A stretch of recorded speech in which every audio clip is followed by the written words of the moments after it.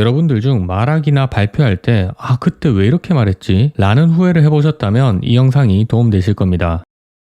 안녕하세요. 내성적인 가이드입니다.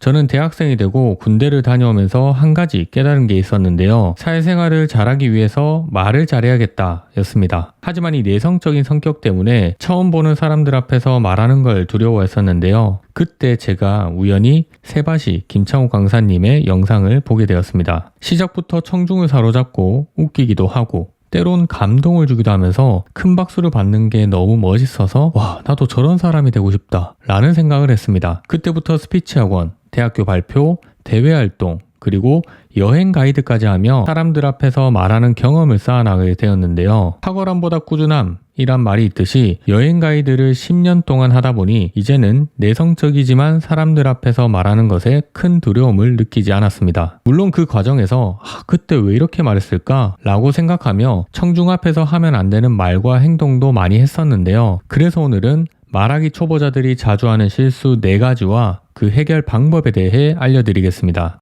첫 번째는 자신감 없는 태도입니다. 제가 준비한 게 많이 없는데 이 분야의 전공자가 아니라서 소위 말해 사전에 양해를 구하고 말을 시작한다고 하지만 대중 스피치를 할 때 사전에 양해를 구하는 건 좋은 방법이 아닙니다. 듣는 사람 입장에서는 이 말을 듣는 순간 시간 내서 들으러 왔는데 뭐야, 집중해서 들을 필요가 없겠는데? 라고 생각할 수 있기 때문인데요. 여행 가이드를 하면서 초반에 가장 힘들었던 게 처음 가보는 여행지도 마치 가본 것처럼 말해야 할 때였습니다. 가봤던 여행지라면 다행이지만 처음 가보는 여행지라면 정보를 최대한 많이 모아서 공부해야 했었죠. 사람은 아는 만큼 말에 자신감이 붙는 것처럼 사무실에서 받은 정보와 가이드에게 들은 정보, 블로그에서 얻은 정보 등 내가 얻을 수 있는 모든 정보들을 모아서 공부하고 충분한 말하기 연습을 한 결과 손님들에게 여행지 정보를 자신 있게 소개할 수 있었습니다. 가이드인 저에게는 하루일 수 있지만 40명의 손님들에게는 40일이라는 큰 시간인데 준비도 부족하고 자신감까지 없는 가이드와 여행 간다면 여러분들은 어떠실 것 같나요?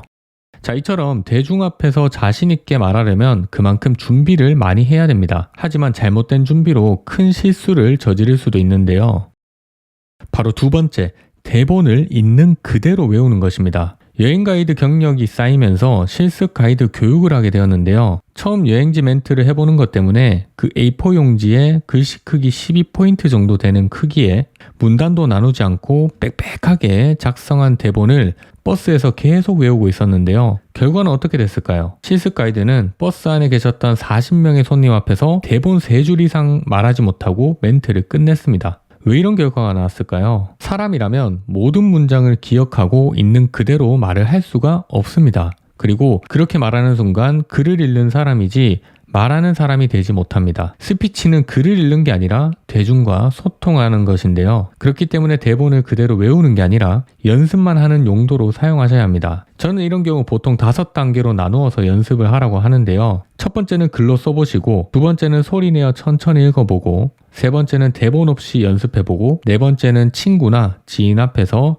리허설을 해보는 겁니다. 자, 그리고 5번째는 실전에서는 그 대본을 집에 두고 가시면 됩니다. 자, 이 방법대로 충분한 연습을 하시게 된다면 글을 읽는 사람이 아닌 청중과 소통하는 사람이 되실 수 있을 겁니다.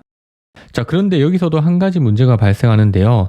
바로 실전 무대에서 본론부터 말하는 실수를 하는 것입니다. 예를 들어 저도 이 영상에서 안녕하세요, 발표할 때 하면 안 되는 행동에 대해서 말씀을 드리겠습니다. 첫 번째는 무엇이고요? 이런 식으로 시작하게 된다면 어땠을까요? 자, 이거는 마치 소개팅을 했는데 상대가 나를 보자마자 첫눈에 반했다며 사귀자고 고백하는 것과 같습니다. 그만큼 당황스럽게 느껴질 수 있는 건데요. 청중은 들을 준비가 안 되었기 때문에 초반에 오늘 이야기하려는 그 주제와 발표를 들어야 하는 이유와 목적을 분명하게 말해주는 게 좋습니다. 저는 보통 질문으로 자주 시작하는데요. 여러분들 중 말하기나 발표할 때 그때 왜 이렇게 말했지? 라는 후회를 해보셨나요? 자, 그렇다면 오늘 제 강의가 여러분들에게 도움이 되실 겁니다. 라고 질문하며 시작합니다. 그러니 여러분들도 발표를 준비하고 있다면 초반에 청중에게 어떤 도움을 줄 수 있는지 생각하고 질문으로 한번 시작해 보시기 바랍니다. 발표할 때 청중이 훨씬 여러분들 말에 집중하며 들어줄 겁니다. 자, 이제 마지막으로 말은 잘하는데 실전 무대에 섰는데 아마 이런 문제가 발생할 수 있을 건데요. 바로 네 번째, 시선 처리가 불안정한 것입니다. 앞서 말씀드린 실습 가이드가 버스에 있는 40명이 저를 보고 있으니 시선을 어디 두어야 할지 모르겠더라고요. 라고 말했습니다. 팔짱을 끼고 있는 사람, 폰을 보는 사람, 옆 사람과 이야기 나누고 있는 사람 등 사실 무대에 자주 서본 사람이 아니라면 누구나 이런 청중의 시선이 두렵게 느껴질 수 있습니다. 내 말이 지루한가?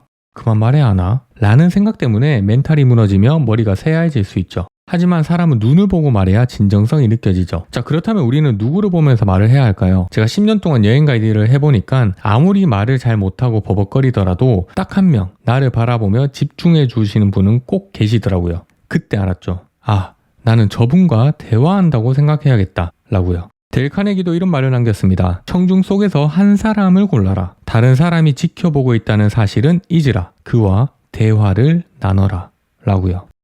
여러분들도 발표할 때 모든 청중과 눈을 맞추려 하지 마시고 처음에는 나를 긍정적으로 바라봐주는 사람을 찾아보세요. 그리고 그분과 편하게 대화한다고 생각해 보시고요. 그러다 보면 옆 사람도 뒷사람도 내 말에 조금씩 집중하고 있는 게 느껴지실 겁니다.